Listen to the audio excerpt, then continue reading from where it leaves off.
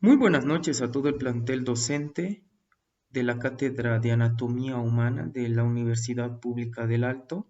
Hoy vengo a presentarles el e-póster titulado Dolores del nervio ciático, realizado por los autores universitario Marco López Guaigua, la universitaria Paola Araceli Patón Calzada y mi persona, el universitario John Helber Ezera Valdés. En resumen, el anatomista italiano Domenico Catugno, en el año 1764, en un trabajo titulado De Ischiatis Nervosum, atribuyó el sufrimiento del nervio ciático, lo cual los dolores parten del glúteo, descendiendo por detrás del muslo y la pierna hasta el pie. En este dolor, si solo existe sin alteraciones neurológicas, la afección del nervio es más ligera y se va a denominar neuralgia. Em, en sí, la ciática no es una enfermedad en sí misma, sino un término general que se usa para describir el dolor que se presenta cuando las raíces nerviosas de la columna lumbosacra se comprimen, se irritan o se inflaman. La ciática puede ser acompañada por entumecimiento, como un pequeño hormigueo y debilidad muscular. No todo dolor que irradia en la espalda que baje a la pierna es ciática.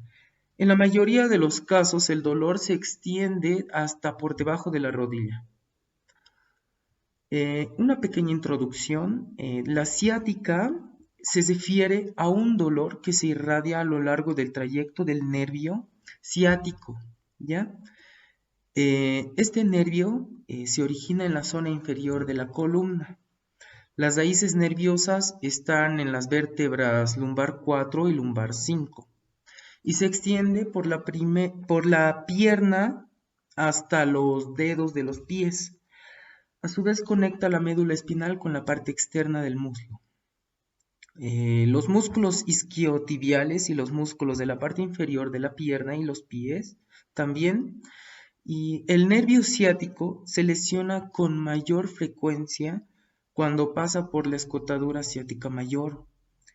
La compresión de este nervio puede ser producida en pacientes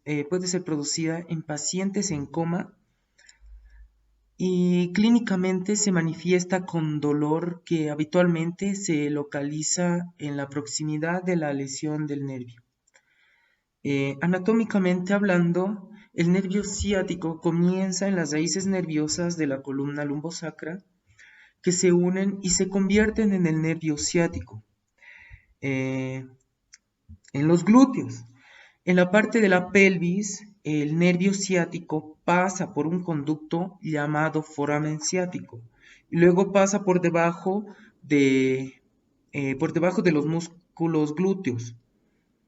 Comprende dos ramas principales, la articular y la tibial, y varios nervios más pequeños que se desprenden de este nervio, los cuales son los nervios peroneo y tibial. Estos permiten el movimiento y la sensación en la parte trasera de los muslos, las rodillas, las pantorrillas, los tobillos y los dedos de los pies. En el desarrollo, en el caso clínico, el dolor del nervio ciático ocurre cuando sufre una compresión, lo que es común cuando la persona posee una hernia de disco lumbar, especialmente entre la lumbar 4 y la lumbar 5. También porque se aprieta el canal de la médula ósea, o se desalinea una vértebra, o hay un aumento del tono y la firmeza del glúteo. Los síntomas específicos de la ciática también varían mucho en cuanto al tipo de síntomas, el lugar afectado y su gravedad. Todo depende de la afección causante de la ciática. La ciática es causada generalmente por la comprensión de los nervios lumbares o nervios sacros, con menor frecuencia por la compresión del nervio ciático en sí. En el tratamiento, para tratar el dolor de la ciática, existen diferentes tratamientos. Cada uno de estos funcionan de diferente manera en los pacientes, Con la manipulación manual se pueden hacer ajustes vertebrales que tienen como objeto proporcionar una mejor alineación vertebral. Esta también ayuda a aliviar las afecciones subyacentes que puedan generar la ciática. En conclusión, el presente trabajo ha sido de mucha reflexión, siendo dolor en la ciática, que es un problema de consulta clínica de manera frecuente en atención primaria. Nosotros solemos pensar que es debido a los esfuerzos y además en muchas personas aquejadas de ciática no se encuentra ningún problema discal, sino en muchos casos son provocados por problemas asociados por la comprensión del nervio ciático. Con esto concluyo la explicación del e-póster. Que tengan muy buenas noches.